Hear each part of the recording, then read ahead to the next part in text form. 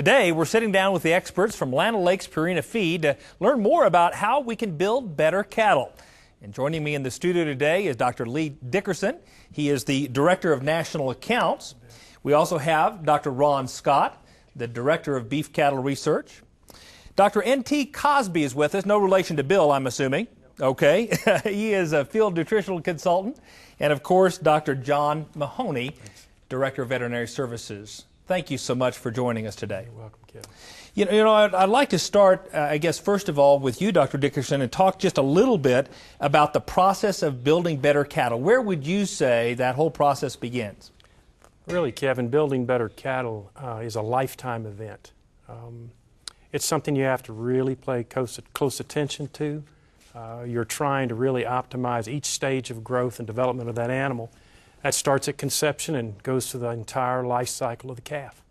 And I understand that it's important, you know, how a cow looks, and of course we talk a lot about body condition score. Why is that so important? There's a direct correlation to how we feed that animal and the adequacy of the diet and what that animal therefore looks like. If we can optimize her condition through time and hit certain stages through time or certain cow conditions, we can optimize production of that cow-calf unit. So maybe a simple question, but how does what I feed a cow impact what she looks like? Okay. How we handle that cow from a nutritional standpoint, from protein, energy, mineral base, the whole package that we deliver will drive, again, what she looks like, and in turn will drive all the reproductive factors that are associated with her being able to produce as big a calf as she's capable of producing in a short amount of time as possible. It'll affect her return to estrus. It'll affect how many days it takes for her to show heat. It'll affect her final pregnancy rate. It'll affect the average daily gain of the calf because of her milk production, the final weight of the calf, the calving interval, and bottom line, it'll affect how much that animal is able to reap for that producer or net return per head. You bet, and that's critically important, obviously. How do you tie together, you know, sustained nutrition with body condition scores? Help me understand that a little bit. Sustained nutrition is being able to deliver a package on a year-round basis that optimizes that specific score that we need at each time. We target having an animal at calving in a 6 body condition score. Mm-hmm. And by sustained nutrition, we're able to make that happen. The data is very emphatic that if you can have an animal in a 6 condition score at calving, mm-hmm. You will optimize total value of the calf. A 6 score is an animal that has a little fat in the tail head, a little in the brisket, no ribs showing, rounded across the top of the back. We then target about a 5.5 score. When we turn the bull in, we artificially inseminate or re-embryo transfer. Mm-hmm. The data also supports that if we can have an animal that shows no more than 1 rib showing, maybe a little fat in the tail head, again, good muscle, shoulders, and hindquarters, we've attained where we need to be to get that animal to come back in heat quicker. And then by the time we wean, about a 5 condition score is what we're targeting. Does Purina Mills offer an opportunity to maintain that level of performance even as forage qualities change and as the time of the year changes? What products and technologies do you have that fit that bill? You bet. We're able to offer a cow-calf producer a sustained nutritional program for his herd. Land O'Lakes Purina Feeds has developed technology called intake modifying technology, where based upon the need of the animal, and we let her determine that need based upon the variance in forage quality, the roller coaster up and down that you go through forage quality. We let her determine based upon that quality and her need the level of intake required. When we're on very excellent forages, products like Superlix or Superblock or AccuRation will be very low in intake. In fact, at times with producers I work with will be at 0, and then as forage quality declines, and we are needing more groceries coming from the supplement because the grass won't provide it, mm-hmm. and the intakes of those products go up. Dr. Mahoney, I want to turn to you for just a minute. You know, we talk a lot in the industry about the increased demand on behalf of stockers and backgrounders and feed yards themselves and getting some preconditioned calves in, calves that have been vaccinated, they're bunk broke, they're eating well. Why do you think that's so important, and do you think that's going to continue? Is that a long-term trend? Kevin, great question. Truly believe it will.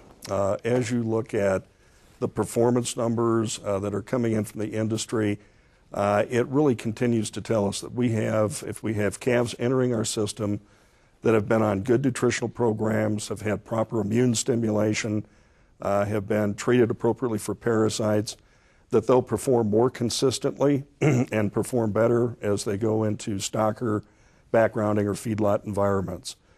These value-based marketing programs, I think, will also support further growth of the preconditioned calf concept. And that's really important as we get expanded information flow from the various segments of the beef industry. These programs are the right thing to do and will continue to grow as we look at the future. Yeah, I suspect that's the case. What can cow-calf producers do to fully capitalize on this trend and this market opportunity, quite frankly? Well, I would like to put in a plug for my profession. Okay. I think it's very important for cattle producers to establish a proactive, solid relationship with their local veterinary practitioner. Those individuals are very well versed in the critical diseases that are endemic to that particular market. They understand the appropriate use of biologicals, parasiticides, and are also familiar with a lot of the requirements of these programs to ensure that our calves are properly preconditioned. And again, as we talked about, that starts with a cow herd. Well, as one of those trained veterinary professionals, what would you say are some of the key drivers of any successful program? Well, as I kind of indicated, I think a lot of it does stop with a really healthy, well-immunized, parasite-free cow herd. We really have to do the job with the mama cows if we expect healthy, high-viable, well-performing calves as we look to the future. So certainly looking at developing the appropriate vaccination programs, parasite control programs are critical, but probably one of the more important factors is nutrition. As Dr. Dickerson talked about, macronutrients like protein and energy aren't only just important for maintaining the cow's condition, the developing fetus, but they also set the tone for things like the immune function of that newborn calf. And if we pay attention to the details with nutrition, it can go a long ways in ensuring that we have a good, healthy calf on the ground. The other thing that's really kind of interesting is we have to think about cows not only having a fetus developing inside, getting ready to deliver that fetus, but also they're entering into lactation.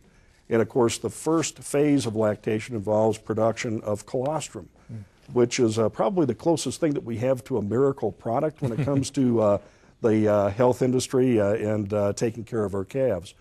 And there's interesting information that if we have high quantities of very good quality colostrum, not only does it ensure a healthy perinatal period for that newborn calf, but actually there's some growing information that can have a positive carryover effect and can potentially impact the performance and health of that animal throughout its life cycle.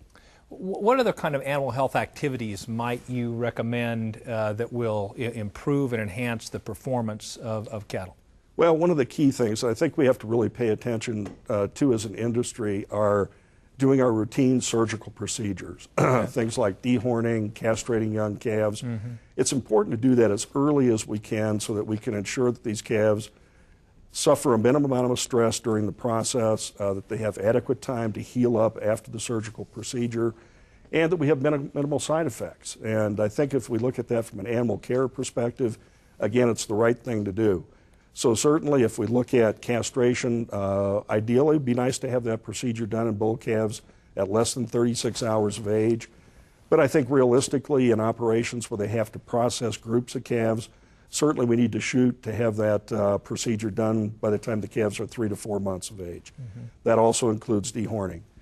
Doing those procedures correctly, having the right facilities to minimize stress to the animal and minimize the likelihood of injury to the animal and the operator is very critical. Boy, that's becoming increasingly important, not only from a bottom line perspective, but clearly from an animal husbandry perspective and the perception of our industry to the broader public.